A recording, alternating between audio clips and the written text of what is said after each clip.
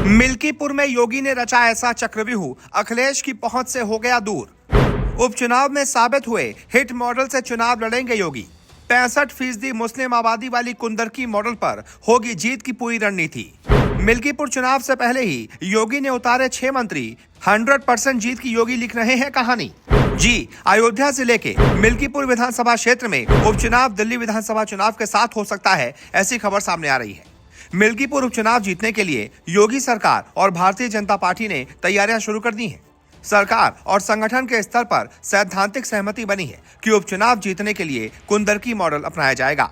UP में हाल ही में हुए 9 सीटों पर विधानसभा उपचुनाव के साथ ही मिल्कीपुर में भी उपचुनाव होना था, लेकिन विधानसभा चुनाव 2022 में भारतीय जनता पार्टी प्रत्याशी गोरखनाथ की चुनाव याचिका इलाहाबाद हाईकोर्ट की लखनऊ बेंच में लंबित होने की वजह से उपचुनाव टल गया। अब दिल्ली विधानसभा चुनाव के साथ ही मिल्कीपुर में उपचुनाव होने की संभावना है। ऐसे में भाजपा और योगी सरकार ने उपचुनाव की तैयारियां शुरू कर दी हैं। सूत्रों के मुताबिक सीएम योगी मिल्कीपुर में पहले ही 3 बार चुनावी दौरा कर चुके हैं। रोजगार मेले के साथ करीब 200 करोड़ से अधिक की विकास परियोजनाओं का लोकार्पण और शिलान्यास भी हो गया है। युवाओं को टैबलेट और स्मार्टफोन बांटे जा चुके हैं, लेकिन अब सरकार और संगठन नए सिरे से फिर जमीनी काम तेज करेंगे। सरकार के मंत्री विकास परियोजनाओं और समस्याओं के समाधान पर ध्यान देंगे। मंत्री मोहल्ले और गांव में जाति और समाज के लोगों के साथ छोटी छोटी बैठकें करेंगे। वहीं संगठन की ओर से एक एक परिवार का डेटा तैयार कराया जा रहा है। पॉलिटिकल एक्सपर्ट्स का मानना है कि मिल्कीपुर उपचुनाव के परिणाम का संदेश दूर तक जाएगा। लोकसभा उपचुनाव में अयोध्या में समाजवादी पार्टी की जीत से इंडिया गठबंधन को राष्ट्रीय स्तर पर बड़ी ताकत मिली।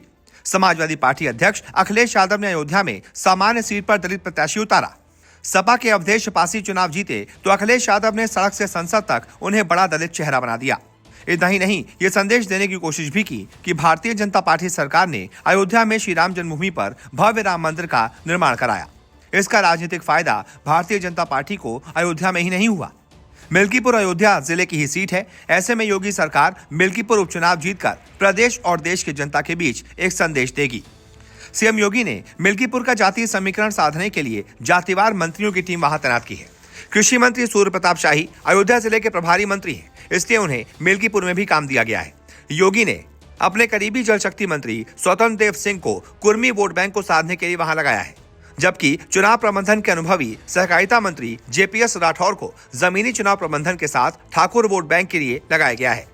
यादव वोट बैंक के लिए खेल राज्य मंत्री स्वतंत्र प्रभार गिरीश यादव, वहीं ब्राह्मण वोट बैंक के लिए राज्य मंत्री सतीश शर्मा को तैनात किया गया है। चिकित्सा राज्य मंत्री मयंकेश्वर शरण सिंह वहां पहले से ही सह प्रभारी के रूप में लगाए गए हैं। मिल्कीपुर उपचुनाव में समाजवादी पार्टी की ओर से अयोध्या के सांसद अवधेश प्रसाद के बेटे अजीत प्रसाद को प्रत्याशी बनाना तय है। भाजपा की ओर से भी पूर्व विधायक बाबा गोरखनाथ प्रबल दावेदार है। पार्टी सूत्रों का कहना है कि इस सीट पर पासी ही उम्मीदवार बनेगा। ऐसे में आप बताइए, सीएम योगी की इस रणनीति पर आपकी क्या राय है और आपको क्या लगता है मिल्कीपुर का उपचुनाव कौन जीतेगा? जो भी आपकी राय हो कमेंट करके बताएं और इस वीडियो को ज्यादा से ज्यादा शेयर कर लोगों तक पहुंचाएं।